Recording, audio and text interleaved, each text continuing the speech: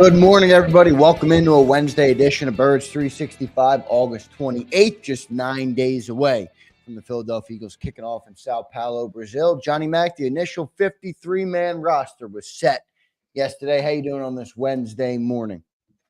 Yeah, trying to get back centered about this team and waiting for the practice squad, which you can start assembling that at noon today, a little bit earlier. So Eagles will be back on the practice field at 3 o'clock, and we'll see everybody they brought back to the practice squad at that point. Hopefully they'll announce it certainly a little bit before, but then you get a better indication of the full picture, which is kind of what Howie was talking about yesterday. Yep, that 70-man roster. Howie pointed that out several times yesterday. The roster is not done. So they got the initial 53. They'll have 16 on the practice squad, which would make 69. And then the 70th player is that international player, Lincoln Vakala, or however you pronounce it, I think will be the Eagles if he gets through waivers. So, John, we did a show last night, but for the benefit of the audience here on Birds 365, maybe not everybody caught that show. What were your takeaways from the initial 53-man roster yesterday? Depth, better on defense and offense, top heavy roster, which we kind of know. Concerned about losing some young talent on waivers. So Eli Ricks, most notable. And yeah, I mean that going heavy at edge rusher, defensive tackle, cornerback, and safety kind of tells you where they feel their depth is on this team. And we'll see how that shakes out. Maybe one at the most, I would think, two waiver wire pickups. Remember, the Eagles are not near the top of the waiver wire, so that complicates things as well. Tight end would be most notable. It'll be interesting to see what they do at backup center. They have a bunch of options they can bring back. I don't know if Dylan McMahon is ready for that, but he's one. Nick Gates would be another. Brett Toth would be another. So they have some options, and certainly one of them is going to get through. In the case of Nick, he's vested, so Nick Gates, he doesn't have to go through waivers. Brett Toth is vested as well, so he doesn't have to go through waivers. Although I don't think he's very happy that they moved on from him, so he might be looking elsewhere. It's a two-way street, so people have to understand that as well. Sometimes people want to look around. Julian Okwara was already visiting with the Cardinals, so he might be looking for other opportunities as a perfect example. So it's always disappointing when you don't make the football team, and you might want a fresh start. Yep, some people definitely will go that route. Good to know Julian Okwara was out there. I didn't see that yet. So we'll continue tracking all along. I want to welcome and thank everybody for being here this morning. We have a great show planned for you. Johnny Mack, obviously, here in the open. As always, we have Mike Gill as our guest in hour number one. And we'll have Andrew DeCecco from Inside the Birds in hour number two. He's one of the best, in my opinion. He has really been a solid beat reporter all through camp. I've been following his work very closely. So we'll have two great guests, Gill and DeCecco, on the show today. So good stuff there. Johnny Mack, we talk about the 28 guys on defense. It's an interesting move there, and we've talked about that depth over and over again. How do you think this roster is going to shake out, with some of the moves that they're going to make in the upcoming days? Because how we always talk, it's very fluid. They might play some roster games. What games did you see, or do you see that they played here that might change here in these next couple of weeks before the game? Well, at some point they're going to add a tight end, so that's number one, and there's going to be a tight end at some point, an extra tight end on the 53-man roster. You can get by bringing somebody on the practice squad, elevating them for week one, and you have those three elevations, kind of the trick they did with Britton Covey for 2 years before they finally couldn't do it again. So they can go about it that way early in the season, but ultimately there's going to be a third tight end. And if you think about that move alone, you have to make a corresponding move, and it almost certainly will come from the defensive side. So, because it is so lopsided right now as we sit here today. Um, and backup centers we talked about as well. We'll see how they handle that. So that could be a second move, or maybe they're comfortable with Trevor Keegan as somebody who could play as a rookie, a new position. I doubt it, but all these things are in play. And ultimately, if you bring back Nick Yates because you don't want to guarantee his salary, you bring him back week 2, that move would be another one that would probably cost a defensive player because of the lopsided um, nature of the roster right now. And with those 28 guys on defense, any guy they bring in, obviously somebody has to go. They can only keep 53. Who are the first couple of guys that you believe would be on the outs if they were to bring in somebody like a tight end too, or like a backup center? Well, if you think about it, Thomas Booker or Marlon Tuipulotu, the sort of extra defensive tackle. I shouldn't say we thought they'd keep 5, they kept 6. So depending on who they're more comfortable with, that to me would be the first spot. Maybe somebody wakes up today and says, all right, Howie wasn't bluffing. He wasn't releasing James Bradbury. Maybe they want James Bradbury. Maybe somebody trades for James Bradbury. So that obviously would be an easy solution to a roster spot. If I not, don't think they want him gone by Sidney Brown's return, right? well, they do have Tristan McMullen because they kept the extra safety. So they're prepared for it. And you would think they want to keep Tristan. So we'll see how that shakes out. But Sidney Brown is coming. But those are the most likely positions. You're not going to cut a guy on offense, obviously, because you have so few players on offense. So those are the 2 positions that are most likely, and that's always a bad situation. You're sitting there talking wonderfully against about Thomas Booker yesterday, Howie Roseman was, and he might be off the 53 today.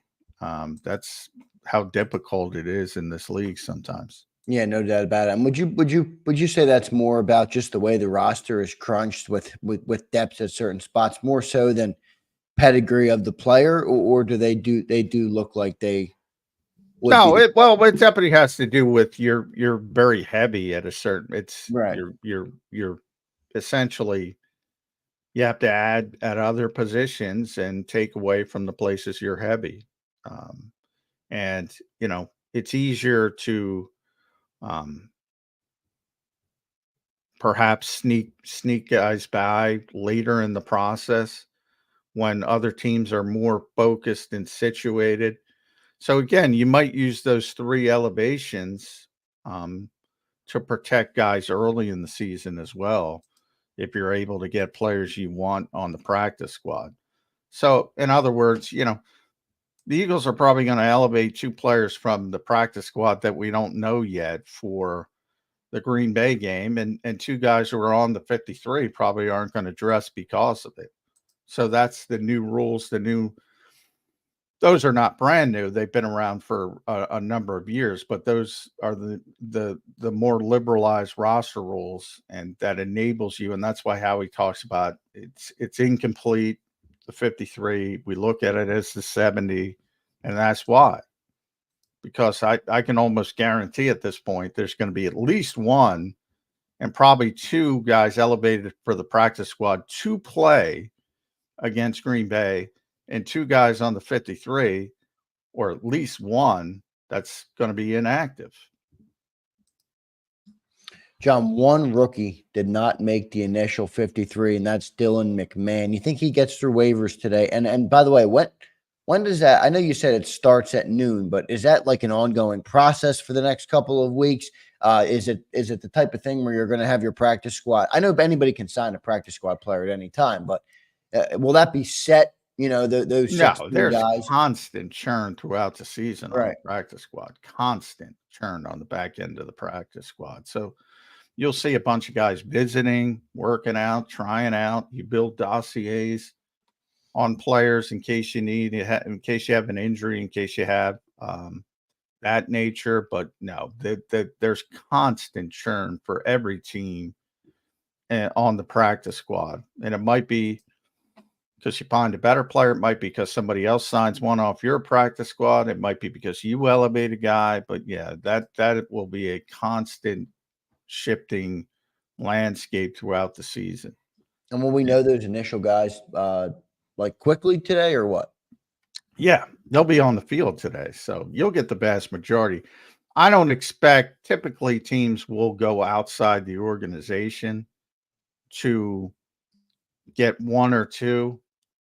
And sometimes that takes a few days, but you'll get the vast majority. 14, you might even get all 16. I doubt it, but you'll get the vast majority today. And they'll be on the field practicing today at John, 3 I asked you this. o'clock. Yep. So One of the reasons they have the later practice is because they have to put together a practice squad and all that. Right, no doubt. And then will you be down there for practice today? What kind of access do you guys have? Yeah, we'll be down there, but it's regular season mode now, so we don't get to watch practice. We'll get to see them stretch and do some individual work, and then some players are going to be made available before practice at 2 o'clock. And that'll be some of the veteran players on the 53. Might even get a Tristan McMullen guy who makes the roster for the first time. Good stuff there. John, I asked you this question last night. I'm going to ask it again here on Birds 365 for our fresh audience. What were the biggest surprises, both who made the team and then who got released or cut or waived yesterday? The biggest surprise for you, each side.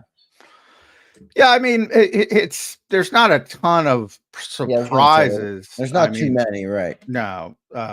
Now, congratulations to EJ Smith of the Inquirer. He won the roster pool. He got 52 out of 53. So yeah, I can only talk about. Yeah, I can only talk about this. Now, I thought Nick Gates was going to make the team. He didn't, and it might be as simple as I said, veteran player. Don't want to keep him around for week 1. We'll have him back by week 2. Ultimately, I think they want him back on the practice squad. But again, he can chop himself around right now. He doesn't have to wait for waivers. So his agent's probably out there. If teams need help on the offensive line, he could consider other places as well. Anytime the Eagles cut a draft pick, it's a surprise, a little bit of a surprise, but they did have a deep draft as far as numbers. So, and I think there's a comfort that they'll be able to get Dylan McMahon back because he's small. And one of the reasons he was drafted where he was drafted is because he's so undersized. Not a lot of teams are open to that. The Eagles obviously are from their history with Jason Kelce. And even to a certain degree, Cam Jurgens, who's not the biggest center. And they're more, you don't have a lot of teams willing to go that route, number one. And certainly remember, if somebody claims somebody on waivers, he's got to go on the 53. It's not like you can claim somebody to put on your practice squad. They got to go on the 53. So someone would have to guarantee Dylan McMahon a roster spot. And that's probably not going to happen. So I think the Eagles are comfortable with the thought. It's always a slight gamble, but I think that's why they were comfortable because they know he's going to be back. And yeah, overall, there wasn't a ton of surprises. I mean, no veterans, unexpected that have been here. No late in their career guys. That would have been Bradbury, but they kept him. And that's Howie, potentially signaling, all right, you thought I was bluffing? I'm not bluffing. I'm going to keep him unless you give me something. So that's a fluid situation as well. But no obvious splashy surprises from the Philadelphia Eagles. And that's not a surprise because they have one of the most entrenched rosters in the league as far as the top heavy nature. They're not cutting starters like some other teams. Yeah, right. The one that stuck out to me that was a little surprising, not from a crazy surprise standpoint, was I didn't think Eli Ricks would make the team just because I thought they had enough good cover guys. I thought they'd prioritize maybe some special teams at the back with a guy like Josh Jobe, but they didn't. They went with Eli Ricks. Do you think Josh Jobe will be a practice squad guy, John? Yes. Too good a special teams player. I don't think he's a good enough corner. That's part of the reason why they kept Ricks over Jobe. That's more valuable, obviously, around the league to have a guy with some ability as a coverage player and what is a cornerback deficient league. So same thing happened last year with the Eagles. I mean, that's what people value, the coverage corners, and he's got some ability, Right. as opposed to the guy special teams, which has been devalued for not only because of rule changes, but it's become difficult for those guys. You would have the Matthew Slaters of the world, guys who were just great special teams players. A Steve Tasker. A lot of people say Steve Tasker should be in the Hall of Fame as a special teams player. You don't have those players anymore because the value's not there. And that's what Josh Jobe. He's really not a good corner, but he's a good special teams player. And that the Eagles, I think, feel very comfortable that he'll get through waivers. And there's, again, I say it all the time because it's a two-way street. There's always a gamble that a guy like that says, you know what, I've proven myself, and gets a little peeved off and looks up elsewhere. So you have to be comfortable, if you do want players back, that the relationship is strong enough to play those roster games. But yeah, the Eagles are always going to value coverage over special teams work. It's pretty clear now. Yeah, which makes sense too, because it's more valuable in the league. So I get how he does that.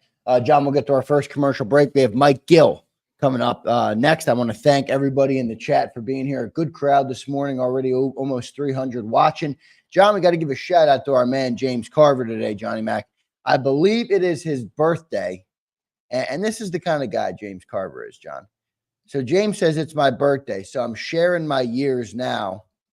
And he gifts 46 memberships to JAKIB Sports because he must have turned 46 today.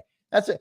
On your birthday, John, you're supposed to get gifts, not give gifts. James Carver's out here gifting people memberships to JAKIB Sports, supporting the channel. James, happy birthday, brother. Thank you for being here, and thank you for gifting out those memberships. Welcome to all of our new members. Thanks to James Carver.